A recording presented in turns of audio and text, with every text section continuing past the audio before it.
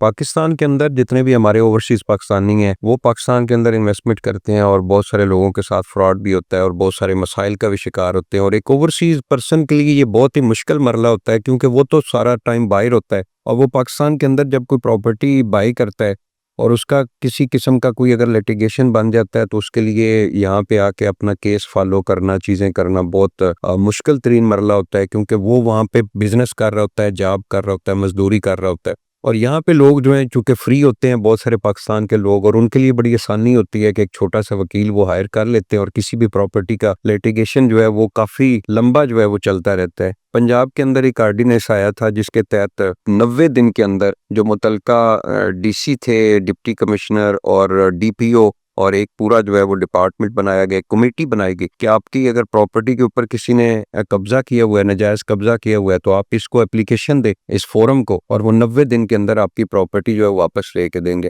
گو کہ آپ کے پہلے مقدمات جو ہے وہ اگر چلتے بھی ہیں عدالت کے اندر تو اس آرڈیننس کے تحت جو ہے وہ کمیٹی کو اختیار دیا گیا تھا، لیکن اس میں بہت سارے لوگوں کو پراپرٹی کے قبضے واپس ملنا شروع ہو گئے، لوگ بہت زیادہ خوش تھے۔ گو کہ بہت ساری لوگ جو ہے وہ اس وقت جو گورنمنٹ ہے اس کے بارے میں بہت ساری باتیں بھی کرتے رہتے ہیں کہ لیگل طریقے سے یہ گورنمنٹ نہیں بنی، لیکن ان کے بہت سارے کام جو ہیں وہ اس وقت بہت اچھے ہیں، اسپیشلی جو پنجاب گورنمنٹ ہے اس کی میں بہت تعریف بھی کروں گا، جس میں سی سی ڈی کا تھا، انکروچمنٹ کا تھا، لینڈ آرڈیننس تھا، اس کے علاوہ بھی بہت سارے کام اس طرح کے وہ کر رہے ہیں، تو اس کے اوپر عدالت کی طرف سے جی اس کو کینسل کر دیا گیا اس آرڈیننس کو، اور ہم لوگ چونکہ عدالت میں کیس ہو تو پھر اس کے اوپر بات نہیں ہو سکتی، تو میں تو صرف اتنی گزارش کروں گا کہ جو بھی ہمارے ادارے ہیں ان کے لیے کہ یار جو پرسن جس بیچارے کی 1 کروڑ روپے کی انویسٹمنٹ تھی اور اس نے ایک پراپرٹی خریدی، اس کے اوپر قبضہ ہو گیا، تو اس کے لیے جو مشکلات ہیں اس کو خدا کے لیے سمجھیں، اور جو بھی گورنمنٹ کے ہمارے ڈپارٹمنٹ ہیں، چاہے ہماری عدالتیں ہیں، چاہے دوسرے ادارے ہیں،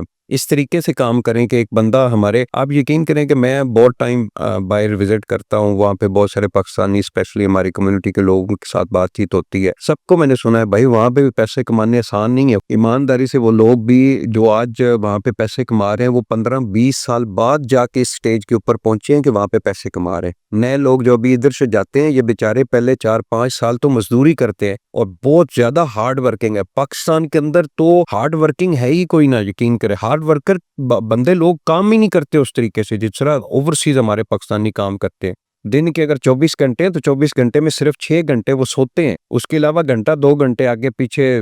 سونے اور جاگنے کا جو ٹائم ہے اس میں 1 گھنٹہ کر لیں تو 6 سے 8 گھنٹے وہ اپنے لیے ان کا ٹائم ہوتا ہے، 16 گھنٹے وہ کام کرتے ہیں، 2 شفٹوں میں کام کرتے ہیں، 3 ایک دن میں ان کی ڈیوٹیز ہوتی ہیں، وہ کام کرتے ہیں، تب جا کے وہ 4-5 لاکھ یا 10 لاکھ روپے کی بچت کرتے ہیں اور وہ پاکستان میں بیچتے ہیں، اور پاکستان میں بیچتے ہیں، ان کے پاس کوئی اور آپشن نہیں ہوتا کہ وہ کوئی فیکٹری لگا لے، کوئی شاپ بنا لے، کیونکہ بہت ساری جگہ کے اوپر یہی دیکھا کہ فیملی کے اندر جو اچھا ایک لائق بچہ تھا، جو کامن سینس رکھنے والا بچہ تھا، جو ہارڈ ورکر تھا، اس بیچارے نے جب دیکھا کہ فیملی کے حالات ٹھیک نہیں ہے وہ نکل گیا باہر، وہاں جا کے اس نے ٹکا کے محنت کی، کیونکہ اس نے تو وہ حالات ماڑے حالات دیکھے ہوئے تھے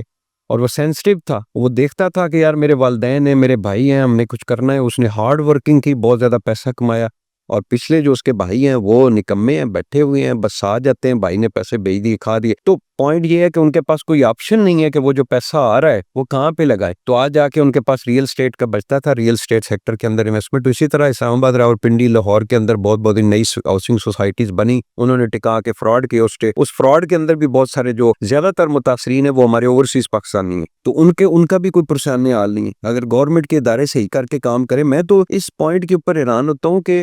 اداروں کی کوئی انوالومنٹ ہی نہیں ہے، انہی اداروں کے ہاتھ کھڑے ہو کے یا انہی اداروں کے سامنے ایک بندہ جو ہے وہ 2 نمبر ہاؤسنگ سوسائٹی بناتا ہے اور اس کی لاکھوں فائلیں بیچ دیتا ہے، اور وہ فائلیں بیچ کے تو وہ جیٹ خرید لیتا ہے اور وہ 20 پراڈو گاڑیاں خرید لیتا ہے، باہر کی کنٹریز کے اندر انویسٹمنٹ کر لیتا ہے انہی اداروں کے اندر۔ میں حیران ہوتا ہوں کہ یار وہ کم از کم اتنا تو کردار ادا کریں، گورنمنٹ آپ کو پے دے رہی ہے، اداروں کو چاہیے کہ ایسے لوگوں کو پکڑیں، اور پاکستان کے اندر جو انویسٹمنٹ آ رہی ہے، جو ریمیٹنس آ رہی ہیں، وہ لوگ بیچارے متنفر ہو گئے ہیں، پاکستان کے اندر انویسٹمنٹ کرنے کو تیار نہیں ہے، ادارے خود ایسا کردار ادا کر رہے ہیں۔ ابھی بہت سارے لوگ تو یہ بات کر رہے تھے کہ دیکھیں جی پنجاب گورنمنٹ نے بڑا زبردست قدم اٹھایا تھا، لوگوں کو قبضے ملنا شروع ہو گئے تھے اور عدالت نے جو ہے اس کے اوپر سارا کام پھیر دیا۔ بہرحال یہ ایک قانونی پیچیدگی ہے، اس کے اوپر ہم ایسی بات نہیں کر سکتے، ایسے نہ ہو کہ ہمیں ہی نوٹس آیا پڑے، تو بہرحال جی ایسا ہونا چاہیے، خدا کے لیے پاکستان کے جو ادارے ہیں ان کو ایسا کام کرنا چاہیے جو ریئل اسٹیٹ سیکٹر کے اندر انویسٹمنٹ کر رہے ہیں یا ویسے بھی کسی بھی اور بزنس کے اندر یا کسی فیلڈ کے اندر لوگوں کو جو نقصان ہو رہا ہے کم از کم ان کا ساتھ دینا چاہیے. غریب عوام کی جمع پونجی لوٹ کے ایک بندہ فراڈیا اتنا امیر ہو جاتا ہے اور وہ باہر کے ملکوں میں جا کے بس بیٹھ جاتا ہے,